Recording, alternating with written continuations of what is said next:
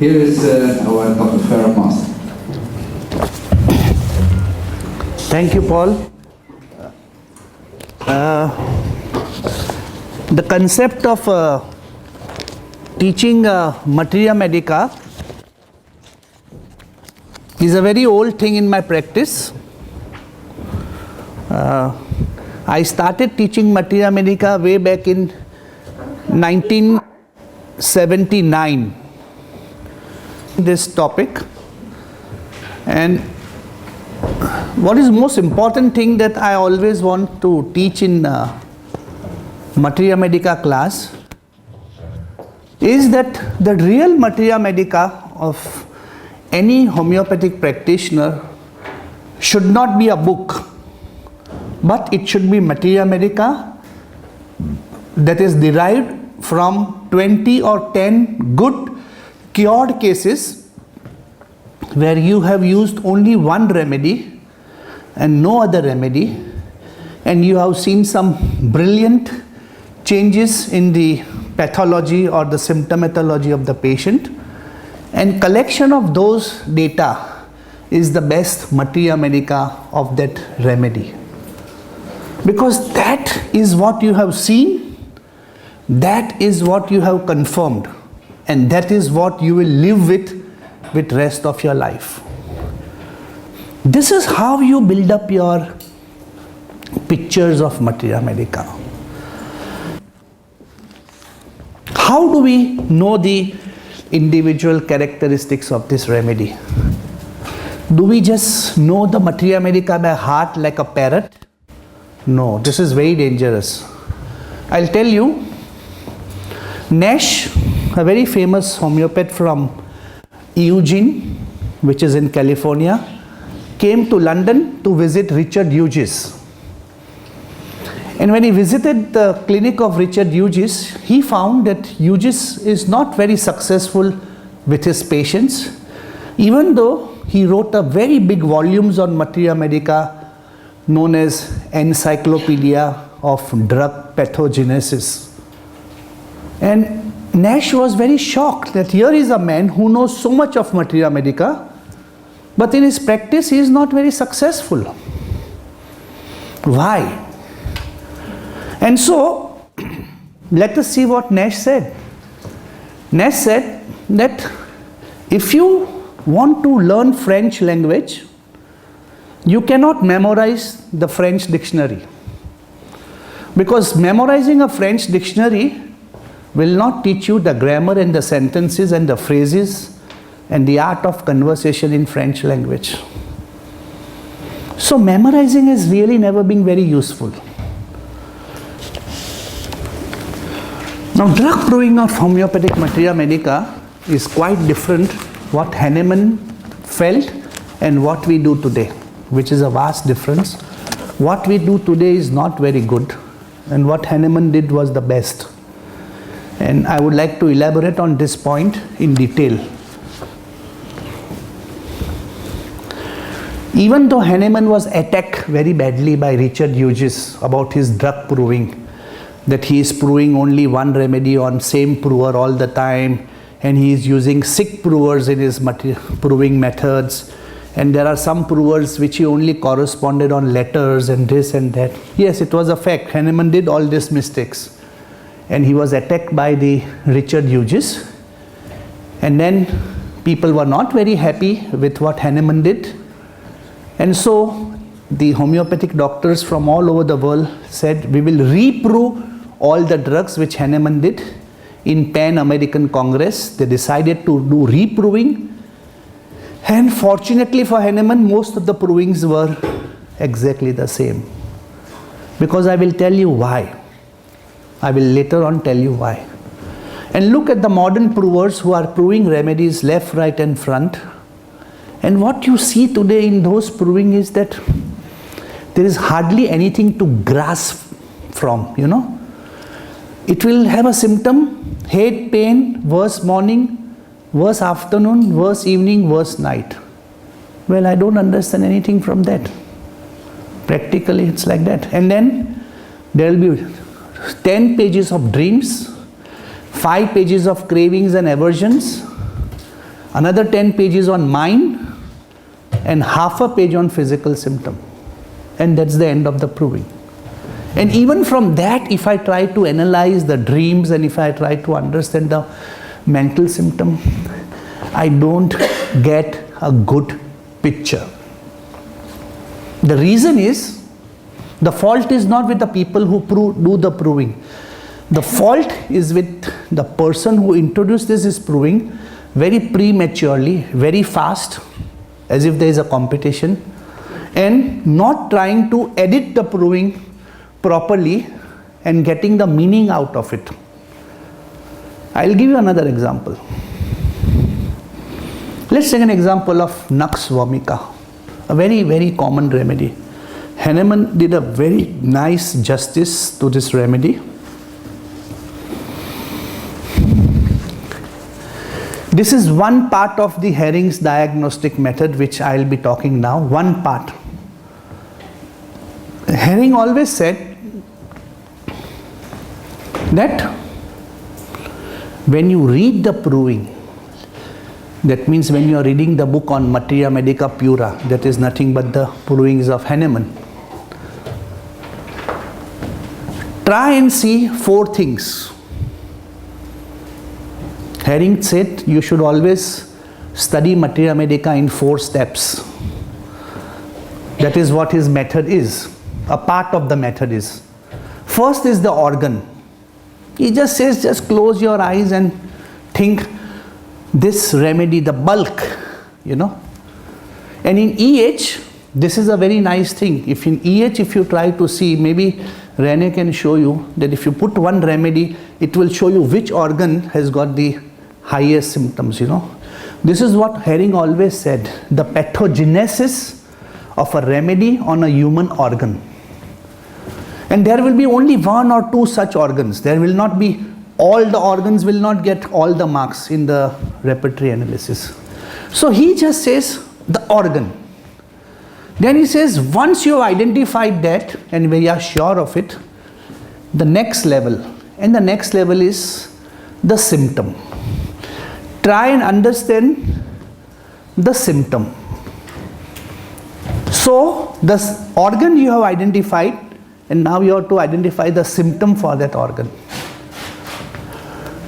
Very nicely, Hahnemann gives example. Now this is what Hahnemann says when he talks about arsenic. He says burning sensation within the blood vessel. See, I don't know how provers told him these symptoms.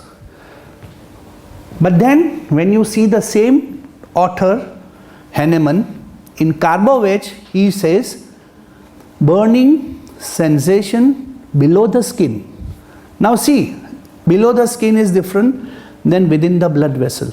Sensation is still the same, but the organs are different. One is skin, the second is the blood vessel. And that is why in finer differentiation, Hahnemann mentions, of course he doesn't mention everything in one lecture. He says very nicely, the burning in arsenic is much more deeper and burning in Carbovage is much more superficial. Finish. You understood? This is what he wants you to interpret when you read the proving of arsenic, when you read the proving of Carbovage. But what does Hering wants you to do?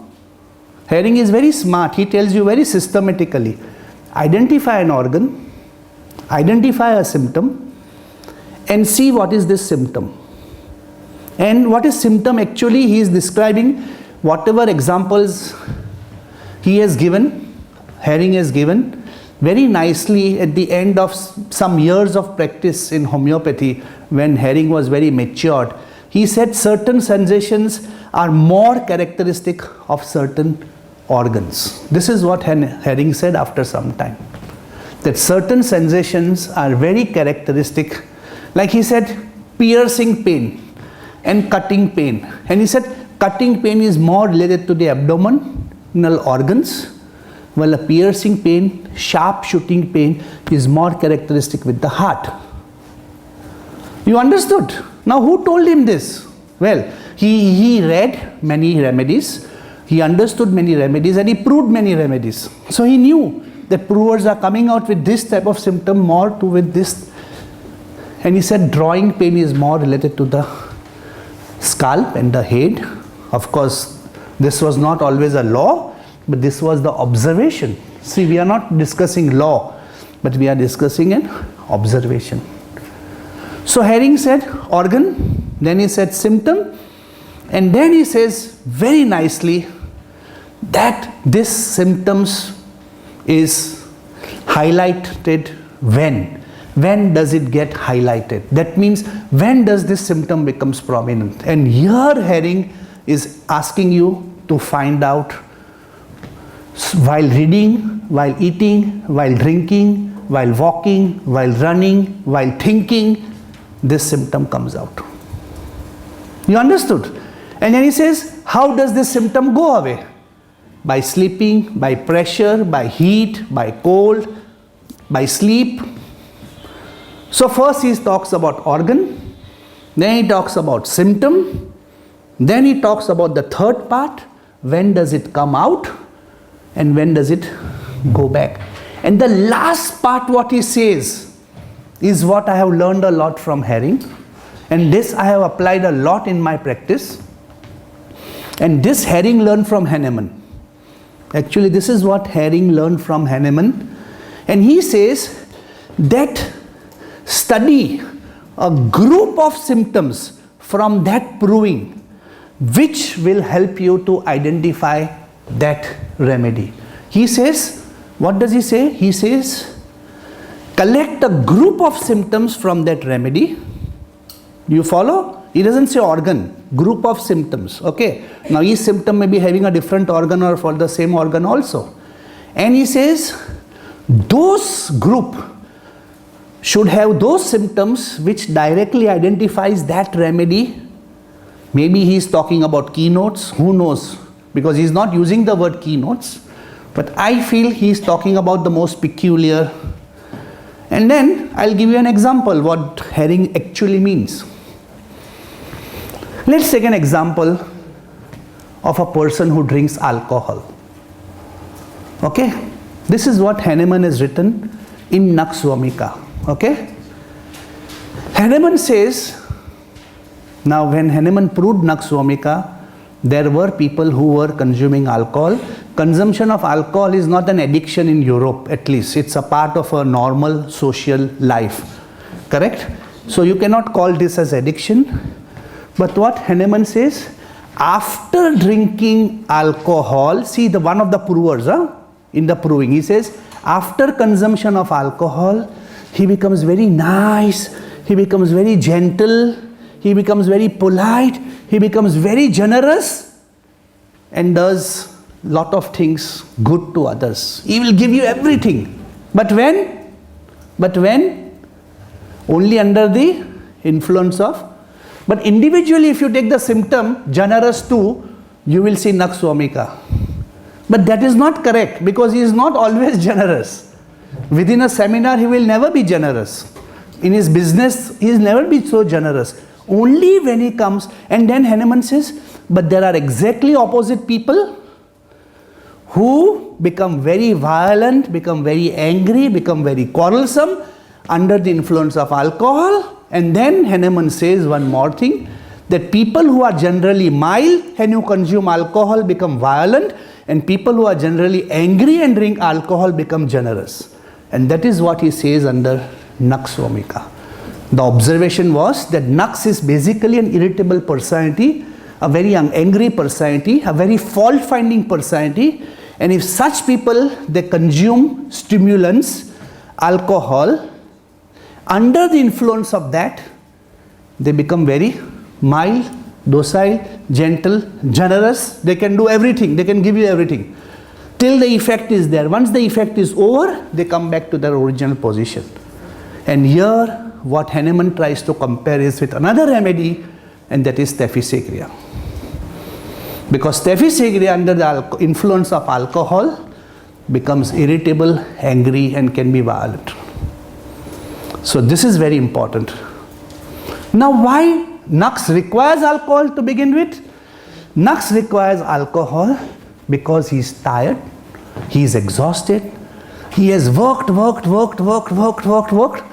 and he needs a break, and he needs a halt, he needs to stop. And only one thing can make him stop, and that is his craving for stimulants. And the important stimulants which he loves is two, tobacco and alcohol. And when he is under that influence, now what is all this? Why I told you all this? This is what Herring wants you to remember in the proving, that collect a group of symptoms that identifies that drug and not many drugs. Now when I talk about this, an irritable man, a censorious man, a quarrelsome man, takes alcohol, becomes very generous, gives away everything in that. How many remedies you know about this in whole of Materia Medica? Maybe none. This is what Herring says, your maturity in learning from the proving should come to that stage. So when everybody says in school that, oh, learning Materia Medica from Pura is so boring, so boring. Yes, it is very boring because there are no fancy stories, there are no fairy tales. Correct? But if you follow this, I tell you the study will be very stimulating, because from everything you can bring out something which is very, very unique. And this is what I want you to know.